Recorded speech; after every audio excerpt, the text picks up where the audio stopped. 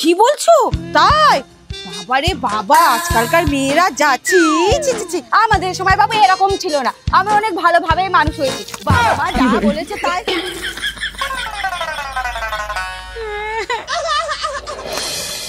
খেতে দাও তো। দিচ্ছি। মা এই দেখুন আমি কি পেয়েছি।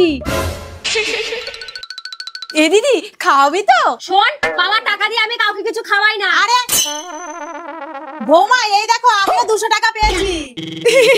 মা বলছি কি সব টাকা একসঙ্গে করে ভাগ করলে তো সবাই সমান সমান হয়, তাই না? ভাগ করবে? বৌমা শোনো, আমি পাওয়া জিনিস কোনোদিন ভাগ করিনি।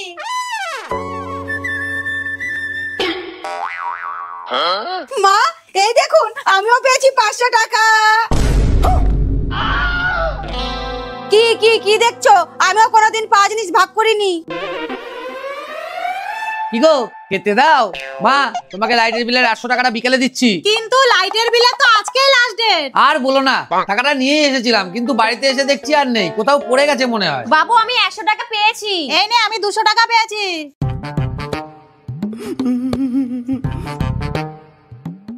বাবু আর 500 ও যে ও পেয়েছে।